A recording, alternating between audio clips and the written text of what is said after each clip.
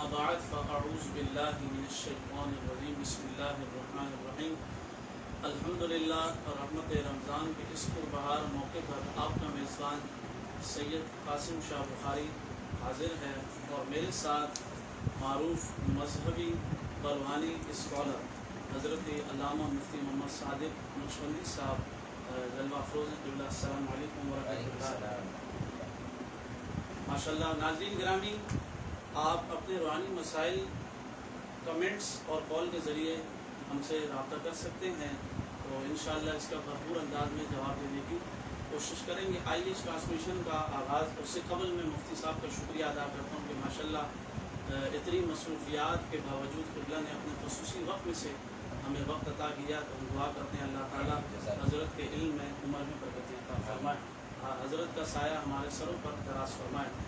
آئیے اس پروگرام کا آغاز حمد باری تعالیٰ کے چند اشعار اور اس کے بعد انشاءاللہ حضرت کی جانب چلیں گے، سوالات کا جو ہے پھر انشاءاللہ سلسلہ شروع کریں گے۔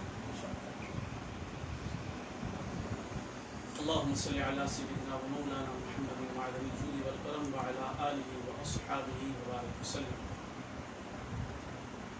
کعبے کی رونق، کعبے کا منظر، اللہ اکبر اللہ اکبر،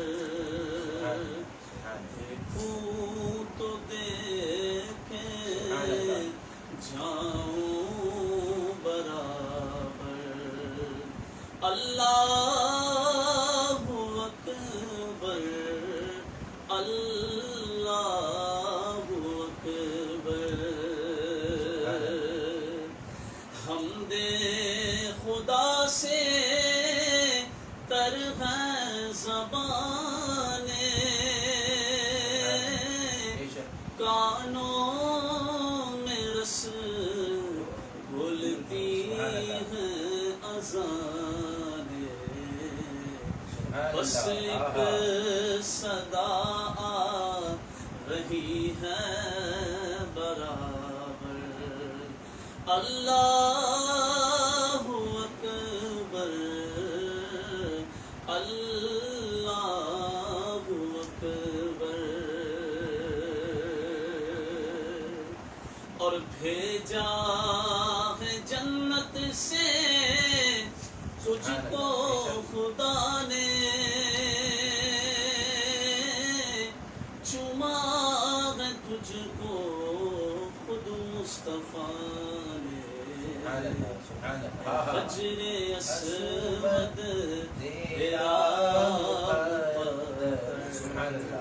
اللہ اکبر اللہ اکبر، حیرت سے خود کو کبھی دیکھتا ہوں اور دیکھتا ہوں کبھی میں حرم کو، راجا کہاں مجھے ہو میرا مقرر، اللہ اکبر اللہ اکبر، کعبے کی رونق، کعبے کا منظر، اللہ اکبر اللہ اکبر۔ ماشاءاللہ بڑا اچھا پڑھا، جزاک اللہ فی الدارین، اللہ آپ کو سلامت رکھے۔ آئیے سوالات کی جانب چلتے ہیں، اس سے قبل میں ناظرین سے گزارش کروں گا جو احباب ہماری رحمت رمضان ٹرانسمیشن اور روحانی علاج کا ایک پروگرام جو لائیو دیکھ رہے ہیں، ان سے گزارش ہے اس پروگرام کو زیادہ سے زیادہ شیئر کریں، تاکہ جتنے احباب ہیں جو روحانی مسائل کے حوالے سے جو پریشان رہتے ہیں وہ ہم سے رابطہ جلد سے جلد رابطہ کر سکیں۔ تو میں حضرت کی جانب چلتا ہوں۔ قبلہ آج کل یہ جادو کے معاملات بہت ہیں، طرح طرح کے جو ہے لوگ پریشان ہیں، کسی کی بیٹی کی شادی کا مسئلہ ہے، کسی کے رشتے کا مسئلہ ہے، کسی کی اولاد کا مسئلہ ہے، کوئی پڑھائی کے حوالے سے پریشان ہے، تو کسی کے کاروبار میں پریشانی ہے۔ تو یہ جادو کی تعریف جادو کا کیا مطلب ہے، جادو کی تعریف کیا ہے، ذرا اس حوالے سے ہمیں آگاہ کریں۔ یہ ویسے سوال آپ کا بڑا اہم ہے، وجہ اس کی ہے کہ یہ کہا جاتا ہے کہ بھئی تم پر جادو کیا۔ اب جادو ہوتا کیا ہے، جادو کی تعریف کیا ہے، وہ عام طور پر عوام کو پتہ ہی نہیں ہوتی۔ بھئی روزگار نہیں چل رہا، کیوں نہیں چل رہا، بھئی تم پر جادو ہے۔ بھئی اولاد نہیں ہو رہی، تم پر جادو ہے۔ یہ بیوی میں آپس میں مسئلہ ہو رہا ہے، کیا تم پر جادو ہے۔ تو اب سب سے پہلے ہم کو اور دیکھنے والوں کو جادو کی تعریف سمجھنا چاہیے کہ جادو ہوتا کیا ہے۔ تو اس کی تعریف میں بہت ساری اس کی تحقیقات ہے، بہت ساری اس کی تعریفات ہیں۔ بڑے بڑے علماء نے اس کی تعریف کی، بڑے بڑے اس کے جو ہے مفسرین نے اس کی تعریف کی، محدثین نے تعریف کی، فلسفیوں نے تعریف کی، نجومیوں نے تعریف کی، مختلف لوگوں نے تعریفیں کی اور بڑی اس کی وہ کی۔ مگر علامہ آلوسی رحمۃ اللہ علیہ کی تعریف جو ہے نا وہ مجھے بڑا سمجھ میں آیا، تو میں نے سوچا کہ وہ تعریف آپ کے سامنے پیش کریں۔ علامہ آلوسی رحمۃ اللہ علیہ فرماتے ہیں جادو کے بارے میں جب ان سے پوچھا گیا کہ جادو ہوتا کیا ہے، تو آپ نے فرمایا کہ وہ آپ کے کام جو عادتاً ہو رہے ہوں اور اچانک ہونا ختم ہو جائے، یہ جو آپ کے معمولات میں جو معاملات تھے وہ ہونا رک جائے، تو اس صورت میں وہ کام کو روکنے کے لیے کوئی شخص اگر کوئی یہاں پر 3 چیزیں ہیں، اقوال خبیثہ، افعال خبیثہ، اعتقاد خبیثہ کے ذریعے کوئی کام کرے تو وہ جادو ہوتا ہے۔ اب یہاں سمجھ میں سوال یہ پیدا ہوتا اقوال خبیثہ سے مراد کیا ہے۔ علامہ آلوسی فرماتے ہیں کہ کوئی بندہ شرکیہ کلمات کے ذریعے یا شیطان کی تعریف کر کے اس کی مدد حاصل کر کے اگر کسی کو کوئی نقصان پہنچانا چاہے، کوئی معاملات خراب کرنا چاہے، قول کے ذریعے، یعنی شرکیہ کلمات۔ یہ نہیں ہے کہ کچھ بھی پڑھو گے تو اس کلمات کے ذریعے جادو ہو جائے گا، نہیں، یہاں پر ہے شرکیہ کلمات یا شیطان کی تعریف کے ذریعے اگر کوئی بندہ شیطان کی مدد حاصل کرتا ہے تو وہ ایک جادو کہلاتا ہے۔ کیا بات کاٹوں کہ آپ نے کہا کہ شرک کا کلمات، اس کے حوالے سے کیا شرک کا کلمات؟ اصل میں یہ ہے کہ معاملہ یہ ہے کہ جادو کرنے والے جو جادو کرتے ہیں تو وہ جادو کرنے والے یا تو شرکیہ کلمات، کچھ ایسے الفاظ سے وہ پڑھائیاں کرتے ہیں جو پڑھائیاں شرک ہوتی ہیں، اور ظاہر شرک والے کلمات یا شرک والے الفاظ کو جب پڑھ کر بندہ اگر پڑھائی کرے گا تو اس صورت میں وہ شرک کر رہا ہے، اور شرک جب کر رہا ہے تو اسلام سے خارج ہو گیا۔ تو جادوگر جو ہوتا ہے اگر وہ شرکیہ کلمات کے ذریعے اگر پڑھائیاں کرتا ہے، ایسے اقوال، ایسے الفاظ پڑھتا ہے جو شرکیہ ہے، تو اس صورت میں وہ شرک کر رہا ہے اور شرک کی بیس پر وہ اسلام سے خارج ہو جائے گا۔ مگر علامہ آلوسی فرماتے ہیں شرکیہ کلمات یعنی کہ وہ ایسے الفاظ جو شرکیہ ہو، اس سے وہ شیطان کی تعریف کرتا ہے تو وہ جادو کہلائے گا۔ یا پھر افعال خبیثہ، افعال خبیثہ کہتے ہیں کہ ایسے کام جو برے ہوں، یعنی ستاروں کی پوجا کر کے، ستاروں کی عبادت کر کے شیطان کی جو ہے وہ مدد حاصل کرنا، وہ بھی جادو کہلاتا ہے۔ یا پھر جو عقائد خبیثہ کے بارے میں علامہ آلوسی فرماتے ہیں اس سے مراد یہ ہے کہ وہ شیطان کی عبادت کرنے لگ جاتا ہے، شیطان کی عبادت کر کے عبادت سے رب کی کرنی ہے، صرف اسی کی عبادت کرنی ہے، اسی کو رب ماننا ہے، اسی کی عبادت کرنی، کسی کی عبادت نہیں کرنی ہے۔ اب یہاں پر یہ ہے کہ وہ شیطان کی عبادت کر کے اس کا تقرب حاصل کر کے جو کام کرتا ہے وہ جادو کہلاتا ہے۔ اب یہاں پر ایک بات عرض کروں گا، نبی کی کوئی عبادت نہیں کرتا۔ ہم کہتے ہیں تم ذات خدا سے نہ جدا ہو نہ خدا ہو، تم ذات میرے آقا، تم ذات خدا سے نہ جدا ہو نہ خدا ہو، اللہ ہی کو معلوم کوئی کیا جانے گا۔ تو ہم ان کو خدا نہیں کہتے، ہم حضور کو خدا نہیں کہتے، مگر خدا سے جدا نہیں کہتے، وہ اللہ کے محبوب ہیں۔ تو وہاں ہم شرک نہیں کر رہے، ہم ان کو رب نہیں سمجھ رہے، حضور کو رب نہیں سمجھ رہے، رب کا محبوب سمجھ رہے ہیں، رب کا پیارا سمجھ رہے ہیں۔ اور اللہ نے فرمایا کہ وَمَن يُطِعِ الرَّسُولَ فَقَدْ أَطَاعَ اللَّهَ، جس نے رسول کی اطاعت کی تحقیق اس نے اللہ کی اطاعت کی۔ یا ایھا الذین آمنوا اطیعوا اللہ واطیعوا الرسول، ایمان والو اللہ کی اطاعت کرو، رسول کی اطاعت کرو۔ تو یہاں اللہ کی اطاعت، رسول کی اطاعت، تو اطاعت تو تب کریں گے جب اس سے محبت ہوگی۔ جب محبت ہوگی تو ہم نبی سے محبت کرتے ہیں اور محبت مصطفیٰ کرتے ہیں، ہم پوجا نہیں کرتے، ہم عبادت نہیں کرتے، بلکہ ہم ان کی تعظیم اور محبت کرتے ہیں۔ جبکہ یہاں جادوگر اس کی شیطان کی پوجا کرتا ہے، شیطان کی عبادت کرتا ہے تاکہ شیطان اس کا ہیلپر بن جائے، اس کی مدد کرے، اور اس کے ذریعے اس کی شیطانی قوتیں وہ وہاں پر اس کا ہیلپ کرے، اور وہ بندہ جس کے لیے وہ نقصان پہنچانا چاہ رہا ہے اس کو نقصان پہنچا سکے۔ علامہ صاحب یہاں ایک بات کا اور اضافہ کرنا چاہوں گا. لوگ جو جادو کرتا ہے یہ جادو کرواتا ہے, اس کا کیا انجام ہے, کیا نقصان ہے, اس پر ذرا بتائیں. حضور علیہ السلام نے فرمایا کہ 7 جو ہے وہ ہلاک ہونے والے گناہوں سے بچو. 7 ہلاک ہونے والے گناہوں سے بچنے میں حضور علیہ السلام نے ایک ہی فرمایا, شرک کی فرمایا کہ شرک سے بچو. کسی موقع پر انشاءاللہ میں شرک کی تعریف بھی کہوں گا کہ بعض دفعہ ایسا بھی ہوتا ہے کہ حضور کی محبت کرنے والے جو محبت مصطفیٰ کا اظہار کرنے لگتے ہیں تو کچھ لوگ ان کو شرک کے فتوے لگانے لگتے ہیں. کچھ لوگ غوث پاک کو یا غوث پاک کہہ کر پکارتے ہیں یا غوث المدد کرتے ہیں تو شرک کے وہ کرتے ہیں. تو کسی موقع پر ہمارے پاس انشاءاللہ وہ 29-30 دن ہے, انشاءاللہ اس بات کو خرچ کریں گے. مگر اس کی جگہ اگر کوئی بندہ جادو کرتا ہے اور وہ جادو جو کرتا ہے تو یہاں پر حضور فرماتے ہیں 2 صورتیں ہیں. وہ جادو کرنے والا یا تو شرکیہ کلمات کے ذریعے جادو کرتا ہے, کفریہ کلمات کے ذریعے جادو کرتا ہے, شرکیہ یا کفریہ الفاظ کے ذریعے جادو کرتا ہے. اگر وہ شرکیہ یا کفریہ الفاظ کے ذریعے جادو کر رہا ہے تو اس صورت میں وہ کافر ہو جائے گا. اور اگر وہ بندہ شرکیہ یا کفریہ الفاظ تو نہیں ہے مگر الفاظ کبھی ہیں, برے ہیں, تو وہ گناہ والے الفاظ ہیں مگر شرکیہ نہیں ہے, کفریہ نہیں ہے, مگر وہ الفاظ وہ گناہ والے ہیں, تو اس صورت میں کافر تو نہیں ہوگا مگر فاسق ہوگا. لہٰذا جادوگر سے اللہ کی پناہ مانگی جائے. اور قرآن نے فرمایا کہ لا یفلح الساحر حیث اتى, جادوگر کبھی جو ہے وہ کامیاب نہیں ہوگا جہاں سے وہ آئے. یعنی جادوگر جب کامیاب نہیں ہوگا تو پھر سامنے والوں کو کیا کامیاب کر سکتا ہے. دنیا جادوگر کے پاس جا رہی ہے کہ یہ کامیاب کر دے, اس کے مقصد میں وہ کر دے.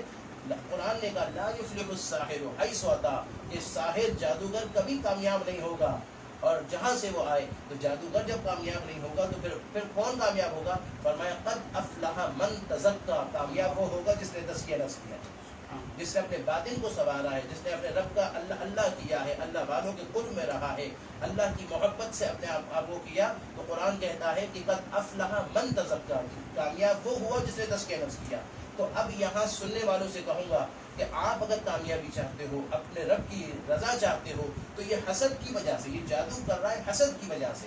یہ حسد اندر بغض پیدا کرتا ہے, یہ حسد اندر نفرت پیدا کرتا ہے, یہ حسد اندر جو ہے وہ دشمنی پیدا کرنے کی کوشش کرتا ہے. اور اس بیس پر وہ بندہ جادوگر میں جاتا ہے. اور ابتدا کیسے ہوتی ہے قاسم شاہ بھائی؟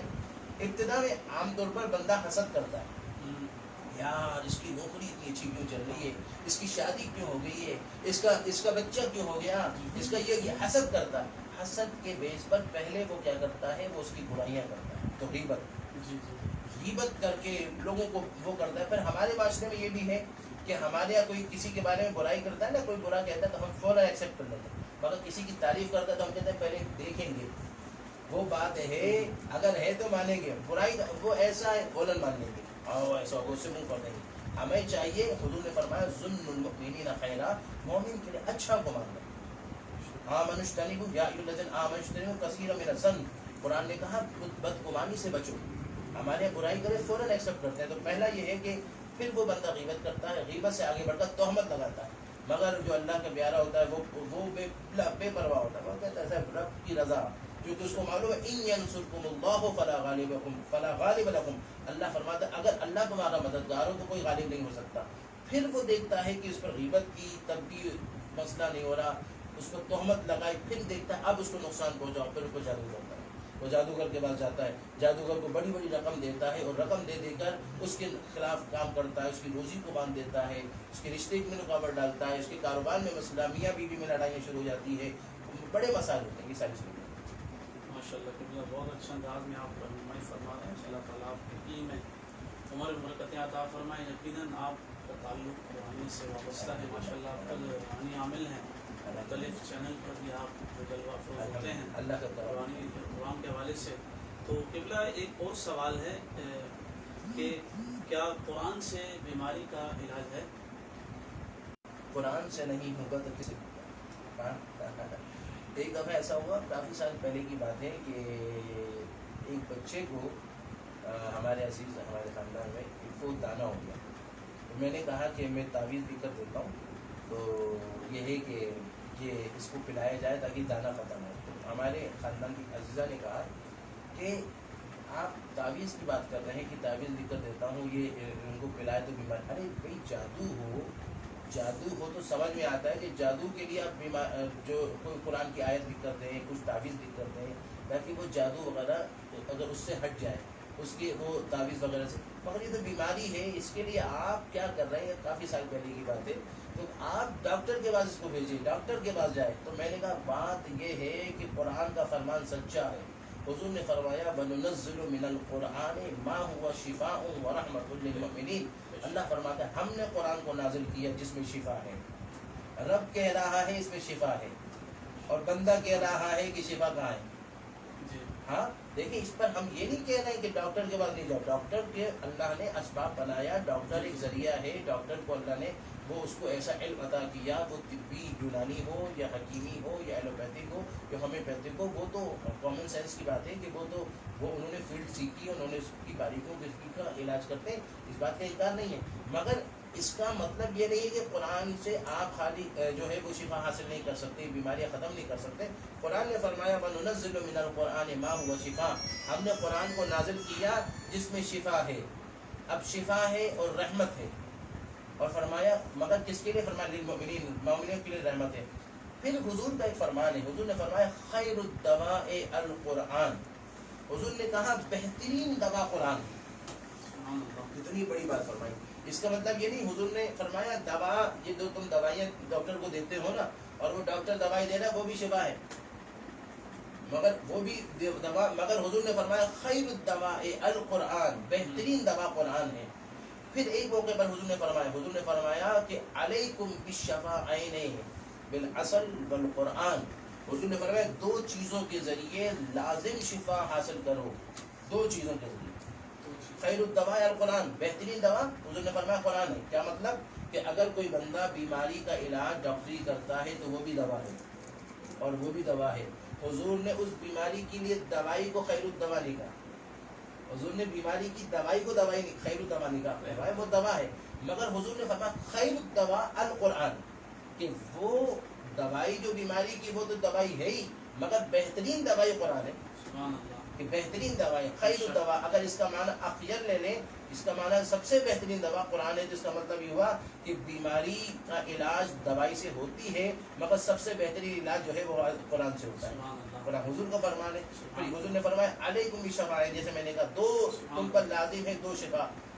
صحابہ نے کہا یار وہ دو، فرمایا العسل والقرآن، کہ شہد کے ذریعے تم جو ہے وہ شفا حاصل کرو، اور اس کے ساتھ قرآن کے ذریعے. شہد شفا ہے، اس کو بھی سب مانتے ہیں کہ شہد سے کئی کئی بیماریاں دور ہوتی ہے. قرآن نے باقاعدہ شہد کا تذکرہ فرمایا، اور شہد میں شفا ہے. اب ایک سوال ہے، شہد علامہ روم جو ہے مسلمی شریف میں مولانا روم رحمۃ اللہ علیہ فرماتے ہیں کہ شہد کی مکھی سے پوچھا کہ مکھی تو جاتی ہے، پتوں کو چوستی ہے، کڑووں کو چوستی ہے، کھٹے کو چوستی ہے، کڑوا ہوتا ہے، بے ذائقہ ہوتا ہے، اور پھر اس کے بعد تو ایسا کوئی یہ تو نہیں ہے کہ مکھی نے جا کر جو ہے صرف اور صرف جوس چوسا انار کا اور اس کے بعد مینگو کا، میٹھا میٹھا نہیں، وہ کھٹا کڑوا نمکین تھا. پھر یہ میٹھا کیسے ہو جاتا ہے؟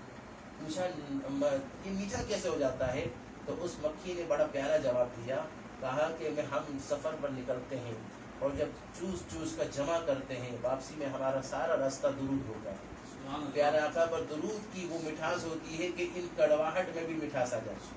یہ ہمارے لیے بھی ایک تعلیم ہے، اور ہمارے لیے بھی ایک پیغام ہے کہ ہم چاہیں کہ ہمارے زندگی میں مٹھاس آئے اور کھٹاس جائے، نمکینیت جائے.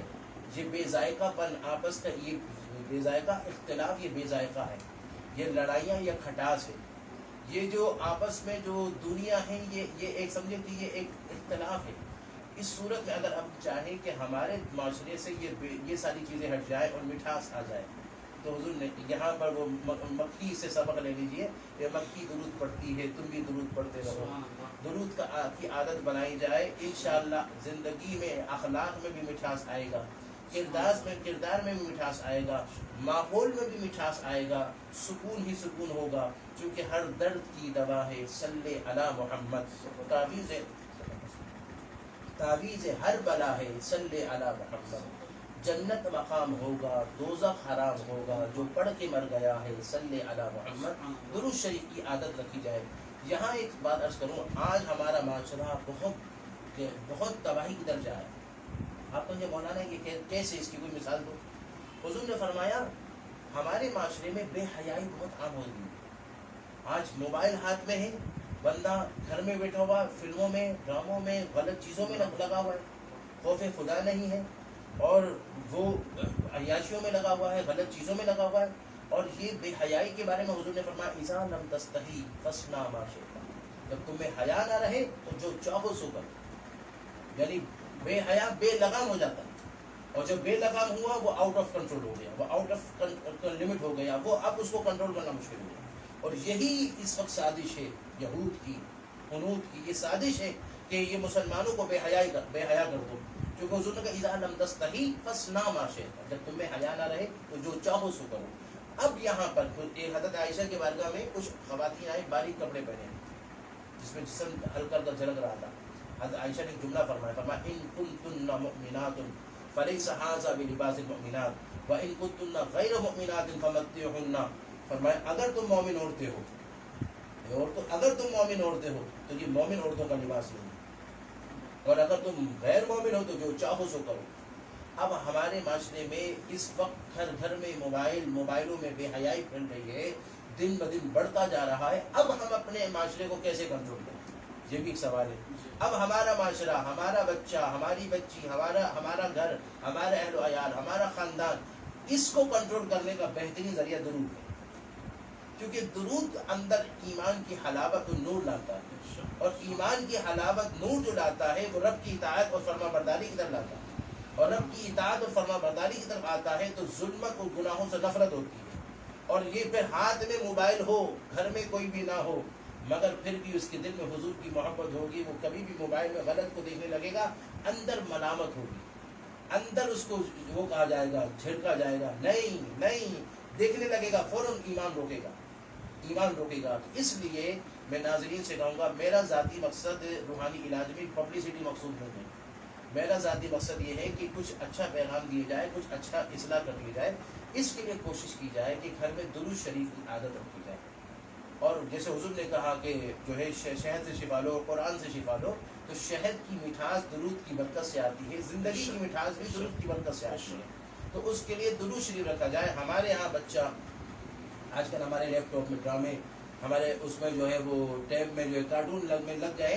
اب ان بچوں کو کیسے کنٹرول کریں، اپنی فیملی کو کیسے کنٹرول کریں؟ بہترین طریقہ مغرب کی نماز پڑھ کر بچوں کو کہیں ہر چیز بعد میں ملے گی، پہلے بچہ یہاں بیٹھ کر 10 منٹ درود پڑھو، 10 منٹ درود پڑھو گے، پھر اس کے بعد تمہیں ٹافی بھی ملے گی، تمہیں چیز بھی ملے گی۔ ہم جب چھوٹے تھے، ہمارے پھپھا ہوتے تھے علی حسن پھپھا، ان کا یہ تھا کہ ان کے گھر میں باقاعدہ 5000 دانے ہوتے تھے، اس 5000 دانے روزانہ ان کی روٹین تھی، 5000 دانے کلمہ شریف، اور اس پھر کلمہ شریف مکمل کیا، پھر 5000 دفعہ درود شریف۔ ہم کو بٹھا دیتے تھے، ہمارے پھپھا تھے، ہم تو کبھی جب جاتے تھے پھپھو کیا تو بٹھا دیتے تھے اور کہتے تھے کہنے لگے پھر بعد میں تم کو جو چیز کھانی کھلاؤں گا، تو ہم کو بیٹھ کر پہلے 5000 دفعہ، ہم تو بچے تھے، ہم پڑھ رہے لا الہ الا اللہ لا الہ الا اللہ لا الہ 5000 موڑ پھر اب درود شریف کرو۔ اب اس کے بعد پھپھا یہ تھا کہ اب جو چاہیے وہ کھلائیں گے، تو ہم اس لیے نہیں پڑھ رہے ہوتے تھے کہ ہم کو ہم اس لیے پڑھتے تھے کہ اب ہم پھپھا ہمیں اچھا کھلائیں گے، ہمیں وہ ہوگا۔ تو اسی طرح بچوں کو راغب کرنے کے لیے ان کو یہ کہا جائے بچوں بیٹا آپ کھاؤ،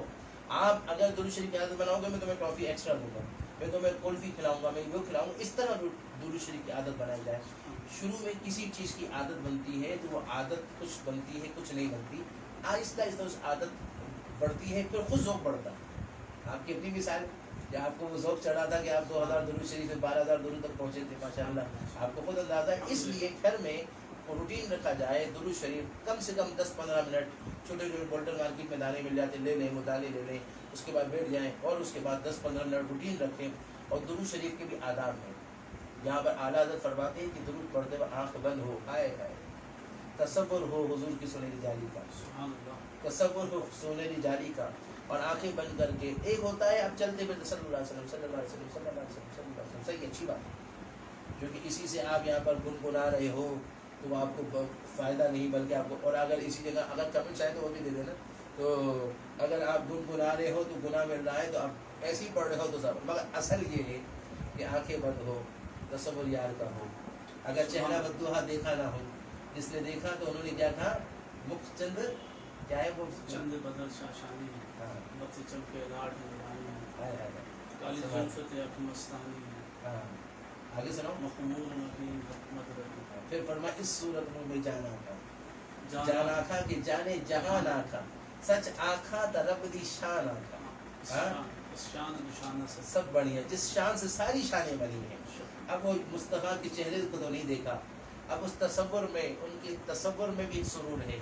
आपको मदी खजरा का तसव्वुर, सुनहरी जालियों का तसव्वुर मान कर आंखें बंद करके हमारे मुर्शिद फरमाते हैं, एक दुरूद है, अल्लाहुम्मा सल्लि अला सय्यिदिना मुहम्मद लिन नबिय्यिल उम्मी ताहिरिल मुत्तहर व अला आलिहि व सल्लिम। आप फरमाते ये 200 मरतबा आप 2 हफ्ते कंटिन्यू तवज्जो के साथ, मोहब्बत के साथ, जज्बे के साथ, खुशू के साथ और हुजूर की मोहब्बत में मखमूर होकर तवज्जो के साथ पढ़ो, दिल लगा कर पढ़ो, 2 हफ्ते में तुम्हारे ज़िंदगी में तब्दीली आना शुरू हो जाएगी। सुभान अल्लाह। तो ये दुरूद शरीफ दलाइल खैरात में मिल जाएगा। तो ये दुरूद ताज को अपने विर्द में रखा जाए और इस तरह जो है वो विर्द वगैरह रखा जाए, इंशाअल्लाह अल्लाह ताला बरकत देगा। माशाल्लाह, बहुत बहुत खूब, माशाल्लाह, बहुत अच्छे अंदाज में आप जो फरमा रहे हैं। अल्लाह ताला हम सबको इस बात पर अमल करने की तौफीक अता फरमाए, मुझे पाक की कसरत करने की तौफीक अता फरमाए। जो और मैं नाज़रीन, यहाँ पर एक बात कहूँगा कि देखिए अभी तो सहरी का मौका है और दुरूद पढ़ने का बेहतरीन रात का मौका होता है। रात को बंदा जो है अगर सहरी में उठता है तो उठने के बाद दुरूद ताज को एक शख्स हमारे जाने वाले, उनको उनके मुर्शिद ने कहा और वो इतने कारोबार में बिल्कुल 50 लाख उन्होंने कहीं इन्वेस्ट किया था 2 भाई के हाथ में और इस्तिखारे में मना आया था। उनके मुर्शिद ने इस्तिखारे में फरमाए थे कि नहीं करो, मगर वो भाई का मामला था, भाई बिल्कुल कारोबार में डाउन हो चुका था, तो वो बिल्कुल भाई डाउन हो चुका था और 25 लाख दिए थे, उसके बाद 25 लाख दिए, 50 लाख दिए। अब 50 लाख दिए और उसके बाद कुछ महीना अच्छा काम चला, उसके बाद डाउन पर डाउन होता इस हाल पर पहुँचे कि दुकान बिल्कुल ठप हो गई, परचून दुकान, बड़े परेशान और अब वो सर पकड़ कर बैठ गए। अब मुर्शिद ने फरमाया उनका कि उनको पहले ही मैंने कहा था कि नजर गलती हो गई। मुर्शिद ने कहा चलो अल्लाह माने कि भाई का भाई है, भाई को सपोर्ट भाई नहीं करेगा तो कौन करेगा, मगर ये कि अब वो परेशान और यहाँ तक कि किराए के मकान पे और अब क्या करें किराए के मकान पर 50 लाख। वो शख्स कहते हैं मैंने रखा भी था तो मैंने अपने घर के लिए रखा कि घर बनाऊंगा, और अब से वो कुछ साल पहले का था जिसमें 50 लाख भी अच्छी रहनी थी, अब तो 50 लाख आजकल और उसकी वैल्यू कम हो गई। तो कहा कि मैं अब घर भी नहीं बना, किराए पर हूँ और कारोबार भी ठप हो गया, परेशान। वो शख्स कहते हैं कि मेरे मुर्शिद ने कहा कि कोशिश करो कि अब तहज्जुद पढ़ो, तहज्जुद पढ़कर सुबह तक दुरूद ताज पढ़ो, सुभान अल्लाह, हुजूर पर दुरूद ताज का अपना मज़ा है। सुभान अल्लाह, और दुरूद ताज हुजूर की मोहब्बत में मुस्तगरक होकर दुरूद ताज पढ़ो और पढ़ते सुबह तक पढ़ो। फरमाया इंशाअल्लाह अल्लाह ने चाहा 1 साल होगा और 1 साल में अल्लाह ने चाहा तुम उठ जाओगे और इंशाअल्लाह तुम्हारा अपना घर होगा, अल्लाह ने चाहा। वो कहते हैं मुर्शिद ने मुझे हुक्म दिया, तहज्जुद का वक्त था, तहज्जुद कुर्ब इलाही का मौका होता है और सहरी में तो वैसे बंदा जागता तो है ही ना, तो उठ जाए, क्योंकि कुरान फरमाता था तजाफा जुनूदुहुम अनिल मदाजि'i, ऐसे लोग हैं जो अपने पहलुओं को अपने बिस्तरों से दूर करते हैं और यदऊन रब्बहुम खौफन व तमआ, अपने रब से खौफ के साथ उम्मीद से दुआ करते हैं। और वो जब दुआएं करते हैं बिस्तरों को छोड़कर खौफ भी रखते हैं, अपने रब से उम्मीद भी रखते हैं और फिर वो दुआएं करते हैं तो अल्लाह फरमाता है उनकी दुआएं कबूल होती है। तो वो सहरी के वक्त में जब मैं उठे तो तहज्जुद पढ़े। जल्दबाजी भाई मीडिया के प्रोग्राम देखें, मगर ऐसे कुर्ब इलाही का मौका, उस आप मालूमात सीखें, मगर कुर्ब इलाही में कुछ बैठ कर कुरान की तिलावत करें, कुछ तहज्जुद पढ़े, कुछ हुजूर की मोहब्बत में दुरूद ताज को पढ़े, जितना हो सके कम से कम 12 मरतबा पढ़े। सूफिया कहते हैं दुरूद ताज वो है जो आपको मुस्तजाबुद दावत बनाता है, सुभान अल्लाह, जिसकी बरकत से आपकी दुआएं कबूल होती है, आपकी हाजतें पूरी होती हैं। तो दुरूद ताज को रखा जाए तो इससे अल्लाह ताला बरकत देता है। माशाअल्लाह, अल्लाह ताला हमें दुरूद पाक पढ़ने की तौफीक अता फरमाए और आपकी गुफ्तगू पर अमल करने की तौफीक अता फरमाए। जो नाज़रीन इस वक्त हमारी रूहानी ट्रांसमिशन जो रहमत रमज़ान और रूहानी इलाज प्रोग्राम देख रहे हैं, तो उनसे गुजारिश है अगर किसी का कोई सवाल हो किसी भी मसले के हवाले से, शरई हवाले से, रूहानी हवाले से, तो कमेंट्स के ज़रिए हमसे सवाल कर सकता है। अगर कमेंट्स के ज़रिए सवाल नहीं करते तो कॉल के ज़रिए आप जो है सवाल हम तक पहुँचाएँगे और फिर इंशाअल्लाह हम भरपूर कोशिश करेंगे आपका जवाब देने की। तो माशाअल्लाह हज़रत साहब, जैसा कि आपको मालूम है नामुश रिसालत सल्लल्लाहु अलैहि वसल्लम के हवाले से फ्रांसीसी सफ़ीर को मुल्क बदर करने के हवाले से تو میں چاہتا ہوں کہ تھوڑا سا آپ حضور کی عزت کے حوالے سے، شان کے حوالے سے، عظمت کے حوالے سے ناظرین کو پیغام دیں. آج کل کے نوجوان ہیں وہ تھوڑا دین سے تھوڑا دور ہیں، وہ مذاق میں لیتے ہیں اس کو، ایک جیسے مذاق مستی میں کر کے جو بات کو نپٹا دیتے ہیں. تو تھوڑا انہیں شرعی طور پر بھی بتائیں کہ حضور کی ناموس پر پہرا دینے کا طریقہ کیا ہے، کس طریقے سے جائیں، کس طرح پیش ہوں، ذرا اس پر تھوڑا بتائیں. دیکھیے اس پر تو کافی طویل گفتگو ہو سکتی ہے، مگر میں ایک بات کہوں گا کہ آج ہمارا ملک، ہماری حکومت جو ہے نا، وہ اس وقت انگریز کی تابع ہو چکی ہے، اور ان کو یہاں پر ڈر یہ ہے کہ اگر ہم نے ان کی جو ہے وہ اتباع چھوڑ دی تو ہمارے لیے مشکل کھڑا ہو جائے گا. جبکہ اللہ نے فرمایا ان ینصرکم اللہ فلا غالب لکم، اگر اللہ تمہارا مددگار ہو تو کوئی غالب نہیں ہو سکتا. اللہ کی مدد جس کو ہو جائے گا، قرآن نے کہا وَأَنْتُمُ الْأَعْلَوْنَ إِن كُنتُم مُؤْمِنِينَ، تم بلند و بالا تھے، تم بلند و بالا ہو اگر ایمان والے ہو، اگر ایمان والے ہو تو تم بڑے بڑے بلند و بالے ہو. علامہ اقبال کہتے ہیں گر در سے قرآن تم نے چھوڑا نہ ہوتا، یہ زمانے نے دکھایا نہ ہوتا. وہ زمانے میں معزز تھے مسلمان ہو کر، تم خوار ہو تارک قرآن ہو کر. حضور کا مقام، قرآن نے کہا یا ایھا الذین آمنوا لا تقولوا راعنا وقولوا انظرنا واسمعوا وللکافرین عذاب علیم.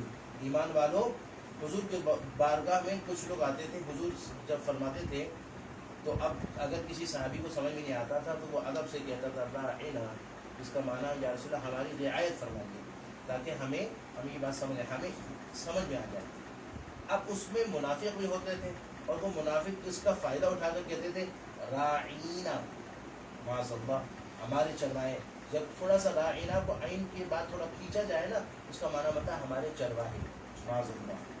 اب وہ جو کہ جن کے بارے میں آیا کہ سب سے اولا و اعلیٰ ہمارا نبی، سب سے بالا و اعلیٰ ہمارا نبی، خلق سے اولیاء، اولیاء سے رسول، اور رسولوں سے اعلیٰ ہمارا نبی.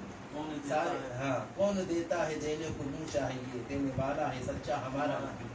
جن کو ساری کائنات میں شیخ سعدی فرماتے بعد از خدا بزرگ توئی قصہ مختصر، کہ انبیاء سارے جو ہے اللہ کے بعد کائنات میں اللہ نے سب سے بڑا مقام دیا تو حضور علیہ السلام کو دیا. سید الانبیاء بنایا، انبیاء کرام کے سردار بنایا. تمام انبیاء جن کے تابع ہیں، جن کے جو ہے سرپرست میرے آقا ہیں، اب ان کی بے ادبی میں وہ کہے راعینا معاذ اللہ ثم معاذ اللہ، ہمارے چرواہے. اللہ کو یہ پسند نہیں آیا. اللہ نے قرآن کی آیت نازل کر دی. یہاں پر بادشاہ وقت کی اگر کوئی وہ کرے تو اس کا ماتحت وزیر اس کے بارے میں اس کو سمجھائے نہیں، اس کے آداب بتائے. بادشاہ کے دربار کا آداب، وہاں کی مملکت بتائے، وہاں کا سسٹم بتائے. مگر حضور وہ اللہ کے اتنے پیارے محبوب ہے کہ جن کے دربار کے آداب خود خالق کائنات بتائے، اور ان کے دربار کے آداب جب خالق کائنات بتائے تو بتائیے ان مالک، ان محبوب علیہ السلام کا خود کا کیا مقام ہوگا، جن کے دربار کے آداب، جن کی شان کے بارے میں خود میرا اللہ فرمائے. وہ اور جب ان اللہ کی طرف سے آیت آ گئی یا ایھا الذین آمنوا لا تقولوا راعنا، ایمان والو رائنا مت کہو، کیونکہ تمہارے رائنا کہنے پر تم تو ادب میں، احترام میں، عزت میں، محبت میں، ادب میں تم کہہ رائنا ہماری رعایت کریں. مگر ان مخالفوں کو، ان گستاخوں کو موقع مل رہا ہے گستاخی کا تو یہ لفظ ہی نہیں کہو، بلکہ کہو وقولوا انظرنا، وقولوا انظرنا. محبوب آپ ہمارے اوپر نظر کرم فرمائیں، ہاں، واسمعوا، اور سنو. اور اپنے دماغ کو ادھر ادھر کرو گے تو پھر یہ ہوگا نا، ادھر ادھر دماغ ہوگا تو اسی صورت میں وہ جو ہے وہ بات سمجھ نہیں آئے گی تو پوچھنا پڑے گا. سنو. وللکافرین عذاب علیم، اور فوراً فرما دیا اور کافروں پر دردناک عذاب. تو یہ بارگاہ مصطفیٰ میں ذرا سی گستاخی کا وہ آئے تو اللہ نے قرآن کی آیت نازل کر دی اور فرمایا، اور کیا فرمایا، مقام فرمایا یا ایھا الذین آمنوا لا ترفعوا. یہ آیت کو پورے ہوش و حواس سے سنیں جو میں ابھی بتا رہا ہوں. فرمایا یا ایھا الذین آمنوا لا ترفعوا اصواتکم فوق صوت النبی. نبی کے آواز سے ایمان والو اپنی آواز اونچی مت کرو. ہاں، ولا تجہروا بالقول کجہر بعضکم لبعض، اور آپس میں جیسے گفتگو اونچی اونچی کرتے ہو ایسا نہ کرو. ان تحبط اعمالکم، ایسا نہ تمہارے سارے اعمال برباد ہو جائیں، تمہارے سارے اعمال برباد ہو جائیں. تمہیں پتہ تک نہ چلے.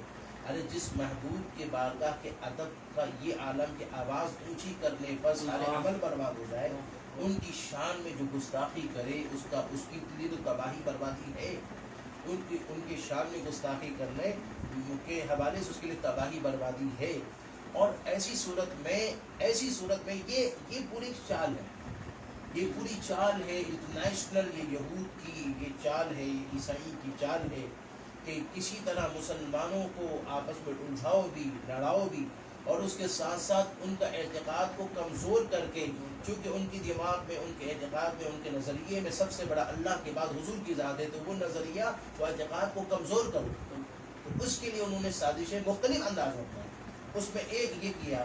اب یہاں پر اگر ہماری حکومت، میں یہ پیغام جو دینا چاہ رہا ہوں بہت اہم بات کر رہا ہوں، کہ اگر ہماری حکومت یہ سمجھتی ہے کہ ایسے موقع پر ہم جو ہے وہ ان کے، اگر یہود کی وہ اپنے ان کو کہیں گے آپ سر کے تاج ہو، ہم آپ کو خوش کرتے ہیں، تو قرآن نے کہا وَلَن تَرْضَىٰ عَنْكَ الْيَهُودُ وَلَا النَّصَارَىٰ حَتَّىٰ تَتَّبِعَ مِلَّتَهُمْ، کہ تم سے یہود اور نصرانی کبھی راضی نہیں ہوں گے یہاں تک کہ ان کی ملت کی اتباع نہ کرو، ان کی ملت کی اتباع کرو گے تب وہ راضی ہوں گے۔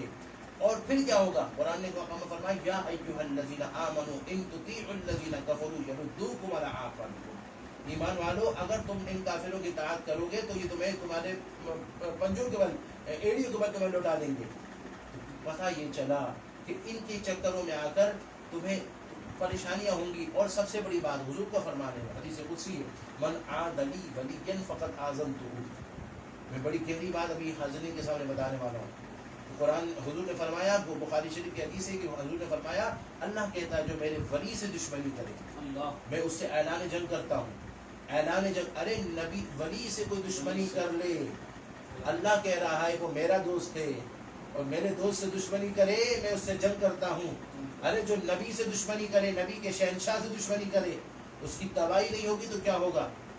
آج بھی اگر ہماری حکومت نہیں سنبھلی نا تو وقت دور نہیں ہے تو ان کا جو ہے کانٹا ہل جائے گا، ان کے لیے تباہی ہوگی، ان کو سمجھ میں نہیں آئے گا کیا سے کیا ہو گیا، ان کو پتہ ہی نہیں چلے گا یہ معاملہ کیا ہو گیا۔ ایسے وہ ہوگا آج کو اگر اپنے پاور پر، اپنے اسلحے پر، اپنی اس پر اگر ان کو وہ ہے تو وہ بعد میں کچھ سمجھ میں نہیں آئے گا، کیونکہ اصل بات یہ ہے کہ اللہ کی جس کے ساتھ مدد آ جائے اس کا کوئی غالب نہیں ہو سکتا، اور فرمایا جس کو اللہ رسوا کر دے اس کا کوئی مددگار نہیں ہو سکتا۔ اس لیے ہماری حکومت کو، ہمارے معاشرے کو چاہیے کہ اس وقت ہوش کے ناخن لیں اور ایسے موقع پر اللہ پر توکل رکھیں۔ قرآن نے کہا فَإِذَا وَمَن يَتَوَكَّلْ عَلَى اللَّهِ فَهُوَ حَسْبُهُ، جو اللہ پر توکل کرے اللہ اس کے لیے کافی ہوتا ہے۔ وقت جب بڑا وقت آیا تو مسلمانوں نے مقابلہ کیا، سامنے دشمن سپر پاور تھے، مگر سپر پاور ہو کر بھی وہ تباہی کی طرف، ناکامی کی طرف آئے، کیونکہ جو اللہ کی مدد جس کو ملتی ہے وہ کامیاب ہوتا ہے۔ ماشاء اللہ، بہت پیارے انداز میں حضرت علامہ و مولانا مفتی صادق مشکوری کا عالیہ بہت پیارے انداز میں گفتگو فرما رہے ہیں۔ قبلہ وقت جو ہے پروگرام کا قریب اختتام کی طرف جانے کو ہے، تو انشاءاللہ کچھ سوالات اور جو ہے وہ ہیں تو میں آپ کی خدمت میں پیش کرتا ہوں۔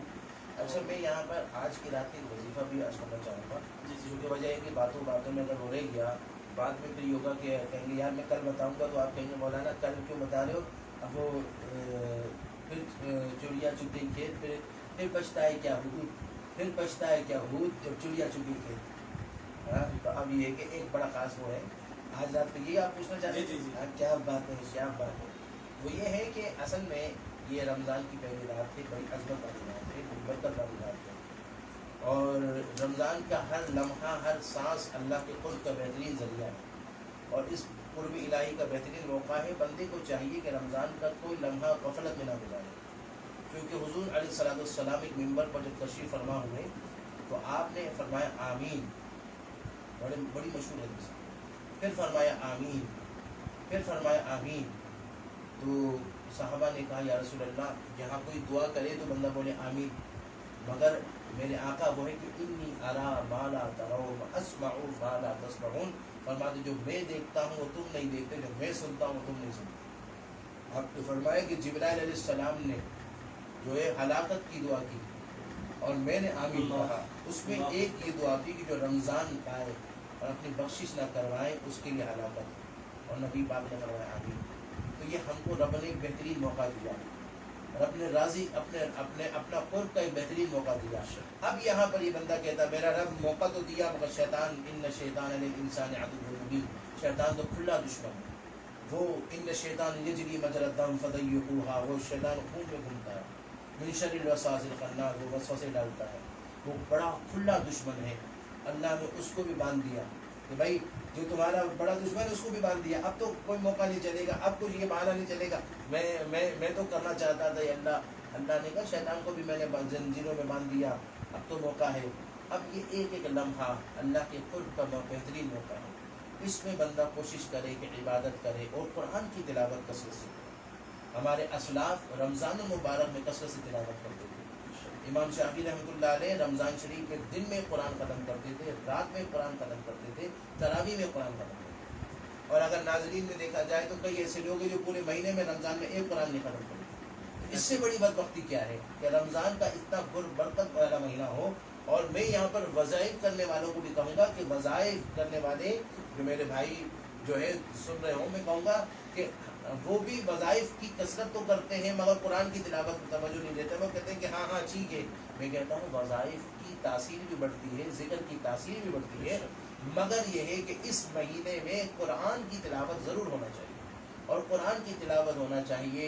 نماز کی پابندی کوشش کر کے حتی الامکان حتی الوسع کوئی نماز نہ چھوٹے اور اس کے ساتھ ساتھ وہ کی جائے. اب یہ رمضان کی پہلی رات فرمایا جاتا ہے کہ سورہ قدر اگر اول آخر 3 دفعہ درود شریف پڑھ کر رمضان کی پہلی رات کو اگر بندہ 21 مرتبہ سورہ قدر کو پڑھتا ہے تو اس کی برکت سے یہ قدر اور منزلت والی صورت ہے. اور اس کی برکت سے اللہ تعالیٰ پورا سال رزق کی فراوانی فرماتا ہے. اور اتنی فراوانی فرماتا ہے کہ اوپر سے جیسے پہاڑ سے پانی اگر برسے گا نا پانی تو وہ تھوڑا تھوڑا تک نہیں آئے گا. نیچے سے اوپر جو پانی جانا ہوگا نا, جیسے نیچے سے آپ پانی ڈالیں تو اوپر جانا وہ مشکل ہوگا. اوپر سے جو پانی آتا ہے تو بڑی تیزی سے آتا ہے. تو اسی طرح آج کی رات اگر کوئی سورہ قدر کو اگر پڑھتا ہے تو اس کی برکت سے اللہ رب الجلال اس پر پانی اس طرح فراوانی سے آئے گا, رزق ایسا آئے گا جیسے اوپر سے پانی تیزی سے آ رہا ہے. پورا سال برکت ہی برکت رہی. تو اس لیے سورہ قدر کو آج کی رات پڑھا جائے. اس کے ساتھ ساتھ مجھے فرماتے ہیں اگر سورہ قدر کو 3 مرتبہ اپنے ورد پہ رکھا جائے. ہر بندہ چاہتا ہے معاشرے میں عزت ہو, کیونکہ عزت بہت بڑی چیز ہے کہ ہر بندہ چاہتا ہے جہاں جائے اس کو عزت ملے, تعظیم ملے اور کوئی اس کی مخالفت نہیں کرے. تو اس کے لیے بھی بزرگ فرماتے ہیں اگر سورہ قدر کو اگر روزانہ اپنے ورد میں اگر سورہ قدر کو 3 مرتبہ رکھے تو اس کی برکت سے اللہ کے بارگاہ میں بھی قدر و منزلت ہوگی, مخلوق میں بھی اس کی قدر و منزلت ہوگی. جہاں وہ جائے گا وہاں اس کی قدر و منزلت ہوگی. تو اس لیے آج کی رات 21 مرتبہ پڑھیں. اور اس کے ساتھ ساتھ اس کے علاوہ بھی جو ہے وہ کوشش کریں کہ روزانہ 3 مرتبہ اپنے ورد کریں. اچھا, تو کون سی نماز کے بعد کوئی اس کا ٹائم مخصوص ہے جو سورہ قدر پڑھنے کا 3 مرتبہ؟ 3 مرتبہ کوئی ٹائم نہیں ہے, بس یہ کہ کسی وقت بھی اس کو پڑھا کریں. اور دوسری بات یہ بھی ہے کہ یہ وظائف اگر آپ لوگ جو پوچھیں گے تو اس کے لیے میں پہلے آپ کو عرض کرنا چاہوں گا کہ قرآن وہ ہے کہ اس کو آپ جو پڑھیں تو اس وقت آپ کے دماغ میں اس وقت آپ کا مقصد بھی ذہن میں جو تصور کر کے آپ وہ وظیفہ پڑھیں گے اللہ تعالیٰ اس تصور کا اس پہ اثر ڈالے گا اور وہ کام ہوگا. کہ اگر آپ سورہ قدر کو اس نیت سے پڑھتے ہیں کہ قدر و منزلت ملے, اس کی برکت سے اللہ کو قدر عزت عطا فرمائے گا. اور آج کے دور میں تو ہر بندہ دوسرے کی پاؤں کھینچنے میں لگا ہوا ہے, ٹانگی کھینچنے میں لگا, اس کی برائی اس کی برائی. میں یہ کہتا ہوں قرآن کی ایک آیت ہے جو بخاری شریف کی آخری جو ہے حدیث شریف کے آخر میں یہ قرآن کی آیت ہے. قرآن فرماتا ہے وَنَضَعُ الْمَوَازِينَ الْقِسْطَ, ہم وزن کریں گے انصاف کے ساتھ یوم القیامہ, قیامت کے دن باقاعدہ ہم وزن کریں گے. تو یہاں پر محدثین نے اس کی تشریح فرماتے فرمایا کہ وزن کس چیز کا ہوگا. فرمایا 2 چیزوں کا وزن ہوگا, اقوال کا ہوگا اور اعمال کا ہوگا. تو ہم کو چاہیے کہ ہم اگر اپنے اعمال پر اگر زور رکھتے ہیں کہ ہمارے اعمال اچھے ہوں, ہم اچھے عمل کریں, نمازیں پڑھیں, صدقات کریں, ذکر و اذکار وہ کریں, اسی طرح اقوال پر بھی زور ہوں کہ اس سے ہم جو ہے وہ اچھی باتیں کریں, کسی کی برائی نہیں کریں. چونکہ آج ہمارے یہ ہے کہ ہم کہیں بھی بیٹھے کچھ نہ کچھ بات کر رہے ہیں, جبکہ کہا جاتا ہے زبان سے کچھ کہوں مزہ الفت کا جاتا ہے, گر چپ رہوں کلیجہ منہ کو آتا ہے. تو ایسی صورت میں یہ ہے کہ چپ رہنا اچھا ہے، اور چونکہ قیامت کے میدان میں اعمال کا بھی حساب ہوگا، وزن کیا جائے گا، اسی طرح اقوال کا بھی وزن کیا جائے گا۔ تو اب جب آپ سورہ قدر یا کوئی بھی صورت پڑھے یا کوئی بھی وظیفہ پڑھے تو اپنا جو ہے وہ اپنا ذہن میں اس کا مقصد ذہن میں رکھ کر کے پڑھیں، تو انشاءاللہ وہ اللہ تعالیٰ اس کی جو ہے نا وہ مقصد پہ اللہ تعالیٰ اس کو کامیاب کرے گا۔ انشاءاللہ۔ میں قبلہ 2 سوال اور ہیں آپ کی خدمت میں، ایک سوال جو ہے پیش کرتا ہوں، اس کے بعد لاسٹ سوال ہوگا، اس کے بعد انشاءاللہ اس ٹرانسمیشن رحمت رمضان روحانی علاج پروگرام کا انشاءاللہ اختتام کریں گے۔ تو اختتام انشاءاللہ حضرت اپنی دعا سے کریں گے، تو انشاءاللہ حضرت سے دعا بھی سنیں گے۔ ہمارے لیے قیمتی تحفہ ہے، یقیناً قبلہ نے اپنے قیمتی وقت میں سے جو ہے ہمیں وقت عنایت فرمایا، تو میں بہت دل کی گہرائیوں سے شکریہ ادا کرتا ہوں آپ کا۔ اللہ تعالیٰ آپ کو سلامت رکھے۔ قبلہ یہ دم کے حوالے سے کچھ لوگ اعتراض بھی کرتے ہیں، دم ہوتا کیا ہے؟ تو ذرا آپ یہ بتائیں، کیا حضور علیہ السلام دم کرتے تھے؟ ذرا اس کی وضاحت فرمائیں۔ سوال ہے مسلم شریف میں تو یہاں تک ملتا ہے کہ حضور علیہ السلام کو بخار ہوا۔ جب حضور علیہ السلام کو بخار ہوا تو باقاعدہ جبرائیل علیہ السلام تشریف لایا، اور جبرائیل علیہ السلام آ کر آپ علیہ السلام کو باقاعدہ آپ نے دم فرمایا۔ تو اس کا ثبوت باقاعدہ صحیح ستہ میں بخاری شریف کے بعد سب سے بڑا جو درجہ مسلم شریف میں اس کے اندر ملتا ہے کہ بسم اللہ الرقیقہ، حضرت علیہ السلام نے جب دم کیا تو آپ نے کہا کہ بسم اللہ الرقیقہ، اس طرح کے کہ اللہ کے نام سے میں آپ کو دم کرتا ہوں، اس طرح پر آگے آپ نے فرمایا۔ تو اب اس کا مطلب یہ ہوا کہ یہ تو انبیاء کے سردار پر دم کیا گیا اور اس فرشتوں کے سردار نے دم کیا، یہ ایک ثبوت ملا۔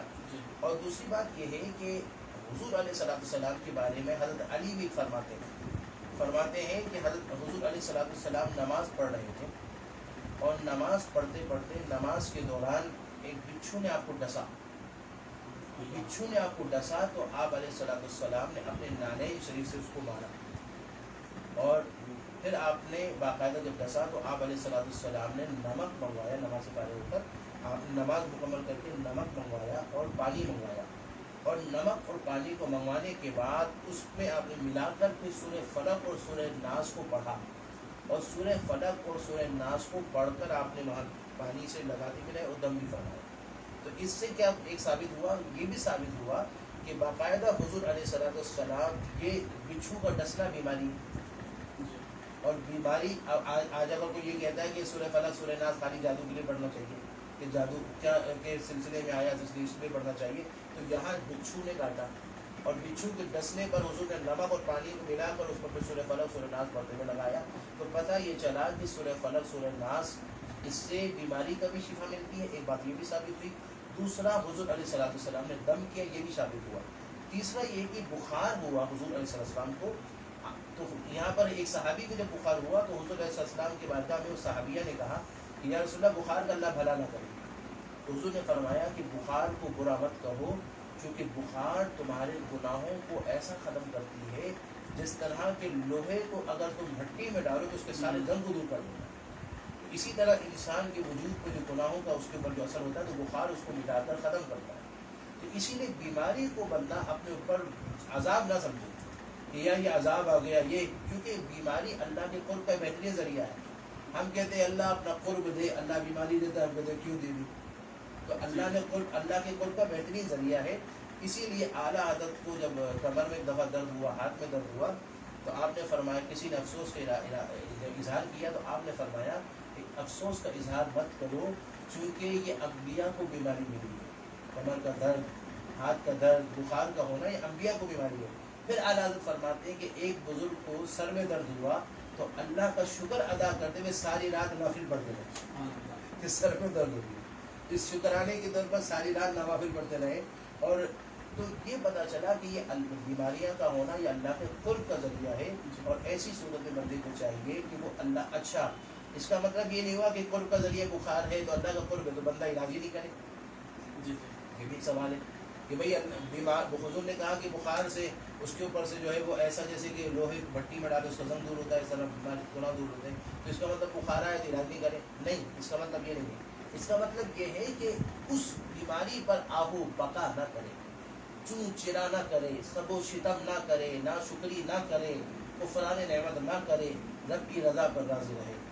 اور یہ کہے کہ میں تیرا بندہ ہوں اور میں تیری رضا پہ راضی ہوں، جیسا تو چاہے رکھ، اور اپنے طور پر بندہ علاج کرے، چونکہ حضور نے یہ بچھو نے رس مار دیا ٹھیک ہے صحیح نہیں، بلکہ آپ نے نمک اور پانی منگوا کر دم کیا، باقاعدہ وہ کیا، تو اس کا مطلب یہ ہوا کہ بندہ باقاعدہ اپنا جو ہے وہ علاج بھی رکھے اور اس تکلیف پر صبر بھی کرے، تاکہ صبر پر اجر بھی رہے، نہ صبری کرتے وقت اس کا اجر چلا جائے گا اور بیماری ویسی کی ویسی رہ جائے گی۔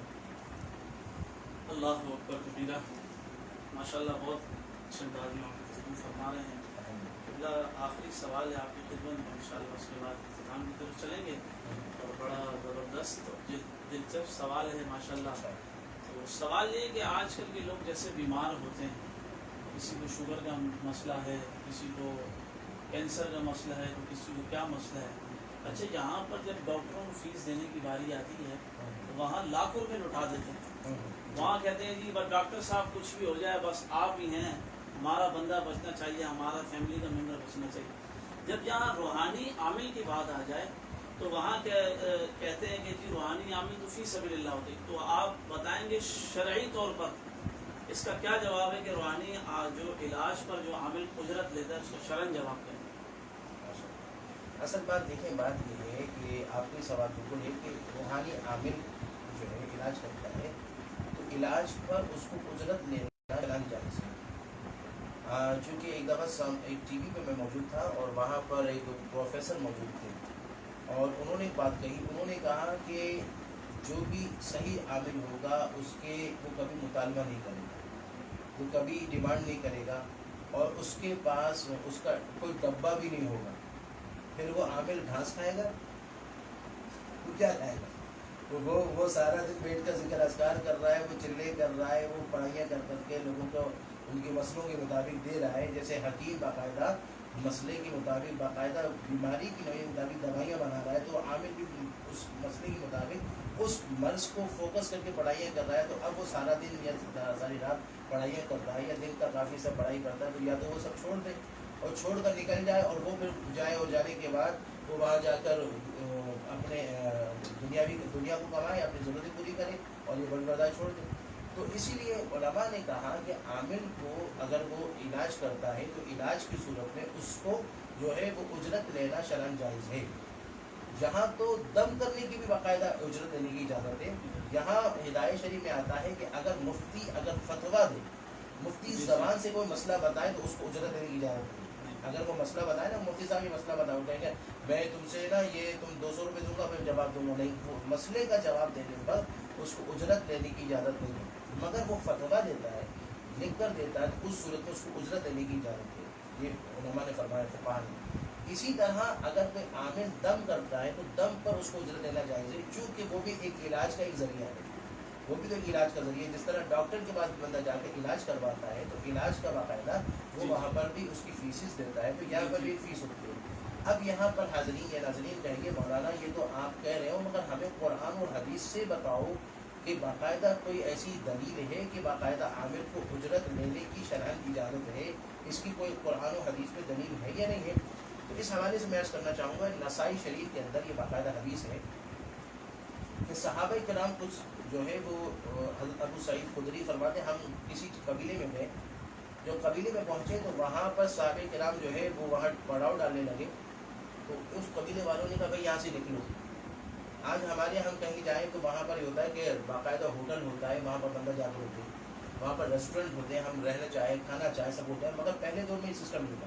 جس گاؤں میں جس قبیلے میں جائیں وہاں والوں پر لازم ہوتا تھا کہ وہ ان کی مہمانداری کریں، کیونکہ وہاں ہوٹل نہیں تھی، وہاں ریسٹورینٹ نہیں ہوتے تھے، اور ان پر نہیں کرتے تو ان پر لازم ہوتا تھا کہ وہ آنے والے مہمان کو پھر اتنا کچھ دیں کہ وہ اب کھانے پینے کا بندوبست نہیں، کھانا نہیں دے رہے تو پیسے دیں، یہ ان پر لازم ہوتا تھا۔ اب ایسی صورت میں یہ ہوا کہ وہ گئے تو انہوں نے کہا نہیں نہیں یہاں سے نکلو، تو صحابہ کرام وہاں سے باہر چلے گئے، قبیلے سے باہر جا کے ٹھہر گئے۔ اتنے میں اس قبیلے کا کوئی شخص آ کر کہا کہ ہمارے سردار کو سانپ نے، ایک روایت کے مطابق آتا ہے سانپ نے ڈسا اور ایک کے مطابق آتا ہے بچھو نے ڈسا، اور وہ بہت تکلیف میں، اور ہمارے حکماء حکیموں نے علاج کیا مگر وہ ٹھیک نہیں ہو پا رہے، آپ میں کوئی علاج کرنے والا ہے جس سے ٹھیک ہو جائے؟ ابو سعید خدری رضی اللہ تعالیٰ فرماتے کہ لگا ہاں میں ہوں، کروں گا۔ تو کہا اچھا چلے۔ آپ نے کہا ایسے نہیں جاؤں گا، میں 30 بکریاں لوں گا، میں اشارہ 3 کیا ہے، جس کا مطلب کہ 3 اصل میں 30 بکریاں بنی۔ انہوں نے کہا ٹھیک ہے۔ اب کچھ گئے تو وہ سردار بسمل کی طرح تڑپ رہا تھا، مچھلی کو جس طرح پانی سے نکالتے ہیں نا تو جس طرح تڑپ ویسا تڑپ رہا تھا۔ آپ نے گئے اور جا کر کچھ پڑھا اور پھونکا، جیسے پڑھ کر پھونکا تو وضو ٹھیک ہو گیا۔ اور قبیلے والوں نے باقاعدہ سارے صحابہ کو باقاعدہ دودھ دیا، سب سارا نوش کیا۔ صحابہ کرام تعجب میں آ گئے کہ یہ پڑھا گیا ہے، جس کو پڑھ کر وہ جہاں بڑے بڑے حکیم کام نہیں آئے، بڑے بڑے طبیب کام نہیں آئے، بڑے بڑے اسپیشلسٹ کام نہیں آئے، یا انہوں نے کچھ پڑھ کر پھونکا اور وہ بندہ ٹھیک ہو گیا۔ کیونکہ وجہ یہ ہے تو اب یہ ہے کہ یہ پڑھا کیوں، چونکہ میں نے شروع میں کہا نا خیر الدواء القرآن، بہترین دوا قرآن ہے۔ اور دیکھیں کہ جہاں بڑے بڑے حکیم طبیب کام نہیں آئے وہاں پر انہوں نے پڑھ کیا ٹھیک ہو گیا۔ تو اب صحابہ نے کہا تم نے کیا پڑھا تھا؟ حضرت ابو سعید خدری کے نسائی شریف کے اندر حدیث ہے جو سیاہ ستہ کی ہے۔ آپ نے فرمایا میں نے پتہ ہے کیا پڑھا تھا؟ کہا میں نے سورہ فاتحہ پڑھ کر پھونکا، کیونکہ حضور کا فرمان ہے سورہ فاتحہ میں شفا ہے، تو میں نے سورہ فاتحہ پڑھ کر پھونکا تھا۔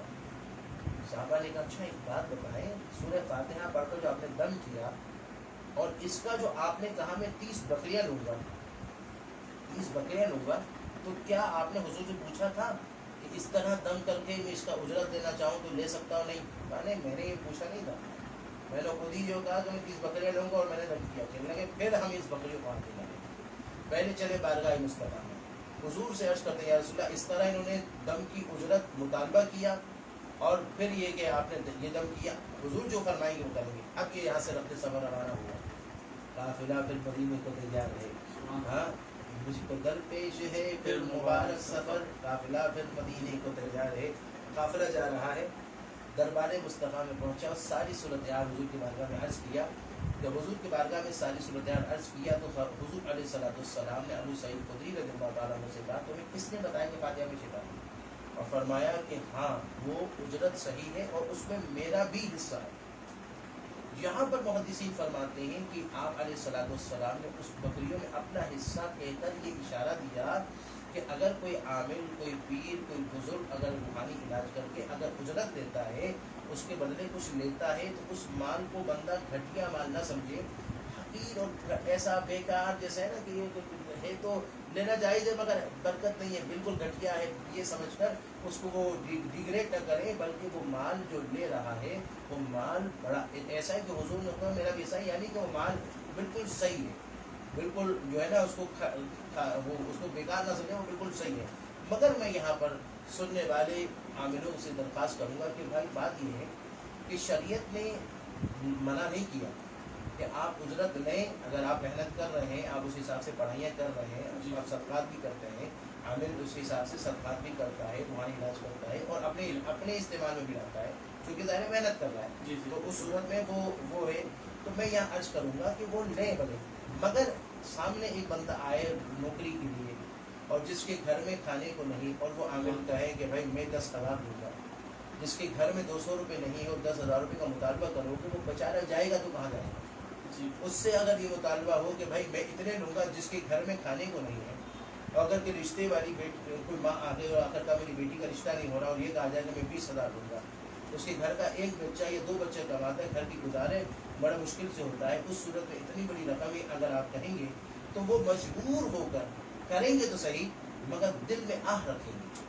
تو اس لیے لینا تو جائز ہے مگر یہ ہے کہ بندہ ایک لمٹ میں رکھے اور اس لمٹ کے مطابق وہ اس کا جو ہے وہ مطالبہ کیا کرے، یا تو جیسی پارٹی ویسا مطالبہ، یہ بھی صورت ہو سکتی ہے، یا یہ ہے کہ وہ مطالبہ ایک لمٹ میں رکھے تاکہ آپ جو ہے وہ اس کے لیے پریشانی نہ ہو، مطلب ہر امیر اور غریب کے لیے جیسے ایک ہی حساب ہونا چاہیے۔ دوسرا اصل میں یہ بھی ہوتا ہے کہ ظاہر جب بندہ علاج کرتا ہے، روحانی علاج کرتا ہے، تو وہ جنات کے بھی پیشنٹ اس پر عامل پر آتے ہیں، جادوگروں کو بھی آتا ہے، اور وہ جادوگر جو علاج وغیرہ جو وہ لوگ وہ کارروائی کرتے ہیں تو وہ اپنے دیوتاؤں کے نام پر بھیٹ چڑھاتے ہیں اور اس عامل پر وہ لوگ یعنی کہ رکاوٹیں ڈالتے ہیں۔ تو اس عامل کو بھی چاہیے کہ وہ علاج کرتے ہوئے صدقات و خیرات کرے، اور صدقہ و خیرات کرنے کے لیے وہ عامل کو چاہیے کہ اس صورت میں اگر وہ خود بھی اپنے استعمال میں رکھے تو جائز ہے اور رکھ سکتا ہے، اور عامل رکھتے بھی ہیں، اس میں شرم کا باہر ہی نہیں ہے۔ دوسرا صدقہ و خیرات کرے تاکہ اس صدقہ و خیرات سے حدیث شریف میں آتا ہے الصدقۃ یرد البلاء، صدقہ بلاؤں کو دور کر دیتا ہے، صدقہ بلاؤں کو دور کر دیتا ہے، تو وہ صدقہ بھی ہو گیا، اس سے اس عامل کی بھی حفاظت رہی، فیملی کی بھی رہی، اور اس صدقہ و بلاؤں سے وہ مریض جس کا وہ علاج کر رہا ہے اس کے اوپر سے بھی وہ نگیٹیوٹی ہٹتی جائے گی، اور اس کے لیے بھی آسانی ہوگی۔ پھر یہاں ایک بات عرض کروں گا، دیکھیں بات یہ ہے کہ قرآن نے کہا کہ جھوٹے پر اللہ کی لعنت، سچ بول کر جو واضح وہ لے لے، اگر وہ اس کو بکرا صدقہ کرنا ہے تو وہ وہاں پر بولے میں بکرا لوں گا، اچھا بکرا لوں گا اور اس کا صدقہ کروں گا، اور نہیں تو ڈائریکٹ وہ کہتے میں 8,000 لوں گا، 5,000 لوں گا، مگر وہ اس کا سچی وہ سچ وہ کرے، اور نہیں اچھا میرا ذاتی طریقہ یہ کہ میں یہ نہیں کہتا کہ میں یہ صدقہ کروں، میں کہوں گا میں یہ کہتا ہوں کہ بھائی یہ صدقہ ہے آپ خود کرو۔ بعض علامہ صاحب ایسے عامل ہیں جو کہتے ہیں جی میں یہ کام کروں گا، آپ کا یہ مسئلہ ہے اتنا ہائی فائی ہے، اس میں 50 لاکھ لگیں گے، اس میں 20 لاکھ لگیں گے، اس میں 10 تولہ زیور لوں گا یا 50 تولہ زیور لوں گا، اس کی بھی ذرا وضاحت کریں ہمارے ناظرین کو۔ دیکھیں میں یہ عرض کر رہا ہوں کہ دیکھیں ڈاکٹروں نے بھی ایک باقاعدہ اپنی ایک لمیٹیشن رکھی ہے نا، ہر ڈاکٹر جو ہے وہ یہ نہیں کرتا کہ یوں کرتا ہے، بلکہ ایک لمیٹیشن سے ہر ڈاکٹر چلتا ہے، عاملوں کو بھی چاہیے کہ اپنی ایک لمیٹیشن کے مطابق چلیں۔ ڈاکٹروں نے بھی اپنی فیسز رکھی ہے کہ نارملی حساب سے وہ چل رہے ہوتے ہیں، کچھ ہائی اسپیشلسٹ ہوتے وہ ہوتے ہیں، اور دوسرا یہ عرض کروں گا کہ ایسی صورت میں وہ سامنے والے کا خیال کریں، اس کے کیونکہ قرآن کہتا ہے کہ لا یحب اللہ الجہر بالسوء من القول الا من ظلم، کہ اللہ تعالیٰ جو ہے وہ اونچی آواز کو پسند نہیں کرتا جو جہری کرے مگر مظلوم کا، اور مظلوم کے بارے میں حدیث شریف میں آتا ہے 3 قسم کی دعائیں رد نہیں ہوتی، وہ قبول ہی ہوتی ہیں اس میں، اور اس میں کوئی شک بھی نہیں ہے، اس میں آیا ودعوت المظلوم، مظلوم کی بد دعا، تو اس لیے اتنی بڑی رقم جس کے دعوے کرتے اور نہیں کر پائے تو پھر اس کی دل سے آہ نکلتی، آپ کر لیں تو پھر تو منع بھی نہیں ہے، کوئی مسئلہ نہیں ہے، مگر یہ ہے کہ میرا ایک اپنا ذاتی مشورہ ہے کیونکہ لمٹ کے مطابق چلیں، تاکہ یہ ہے کہ مسائل بھی حل ہوں اور مسائل بھی نہیں بنیں۔ قبلہ بہت بہت شکریہ، ماشاءاللہ آپ نے بہت خوبصورت انداز میں سوال کا بھرپور انداز میں جواب دیا۔ الحمدللہ پہلا پروگرام رہا، سوال تو آئے نہیں، مگر یہ کہ الحمدللہ مزہ آیا۔ ماشاءاللہ نہیں ماشاءاللہ سوال اگر آئے نہیں تو میری طرف سے بھی کافی سارے سوالات رہ گئے ہیں، اچھا تو انشاءاللہ جو ناظرین ہیں وہ جیسے جیسے وقتاً فوقتاً دیکھتے رہیں گے تو انشاءاللہ وہ کمنٹس کے ذریعے، نہیں تو ہمارے پیج پر مفتی صادق نقشبندی صاحب کے پیج پر جو ہے ماشاءاللہ نمبر جو ہے شو ہو رہا ہے، تو جو ناظرین ہم سے رابطہ کرنا چاہیں، کچھ سوالات کرنا چاہیں روحانی حوالے سے یا دینی حوالے سے، تو ہم سے نمبر پر بھی رابطہ کر سکتے ہیں، اور کمنٹس کے ذریعے بھی اپنا سوال بھیج سکتے ہیں، اور واٹس ایپ نمبر بھی جو ہے سوشل میڈیا کے پیج پر جو ہے وہ سامنے آ رہا ہے، تو آپ واٹس ایپ پر بھی رابطہ کر سکتے ہیں۔ تو میں اپنی جانب سے بہت بہت شکریہ ادا کرتا ہوں حضرت علامہ مفتی صادق نقشبندی صاحب کا، ماشاءاللہ آپ نے بہت روزانہ رات 11 سے 12 انشاءاللہ جی ماشاءاللہ آپ نے بہت بہت قیمتی وقت دیا۔ انشاءاللہ یہ ٹرانسمیشن نور رحمت رمضان اور روحانی علاج انشاءاللہ روزانہ رات 11 سے 12 بجے تک انشاءاللہ لائیو آپ کی خدمت میں حاضر ہوں گے۔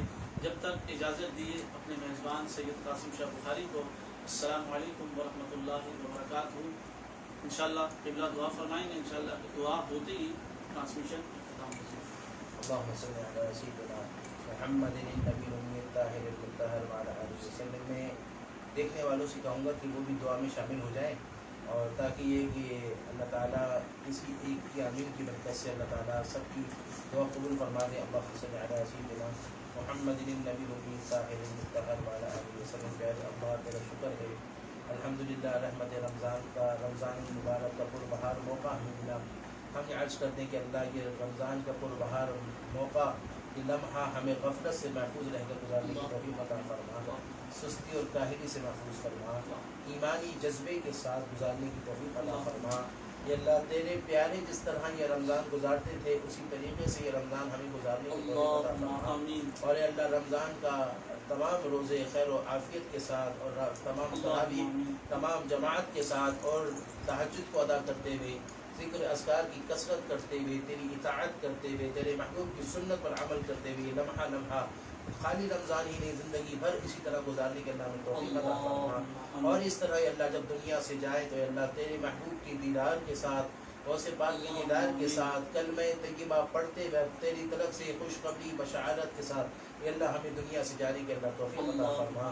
اور اللہ یہ جو پروگرام جو کیا جا رہا ہے، یہ خیر اخلاص کے ساتھ ہمیں کرنے کی توفیق عطا فرما، آمین۔ اور حاضرین کے مسائل کو اے اللہ اپنے فضل سے اپنے کرم سے اللہ ضرور حل فرما، اور اے اللہ یہ ناموس رسالت کے لیے ہمارے پاکستان میں ایک عجیب معاملہ چل رہا ہے، اے اللہ ہم تیری مدد مانگتے ہیں، اللہ اپنی مدد عطا فرما، اے اللہ اپنی مدد عطا فرما، اے اللہ اپنی مدد عطا فرما، ہمارے حکمرانوں کو اپنی اصلاح کی توفیق عطا فرما، اور حکمرانوں کو اسلام کی، تیری وحدانیت کی، رسول اللہ صلی اللہ علیہ وسلم کی رسالت کی اور ان کی اہمیتوں کو سمجھنے کی اللہ توفیق عطا فرما، اور اے اللہ حکمرانوں کی اس حوالے سے اگر وہ ناموس رسالت پر دین حق کی سربلندی کے لیے سعی کرے تو اللہ ان کی مدد فرما، اور اے اللہ ہم سب اسلام کا پاکستان میں اسلام کا بول بالا فرما، اور پوری دنیا میں اسلام کا بول بالا فرما، اور گستاخوں کا منہ کالا فرما، صلی اللہ تعالی علی خیر خلقہ ونور عرشہ وزینت فرشہ محمد وبارک وسلم برحمتک یا ارحم الراحمین، لا الہ الا اللہ محمد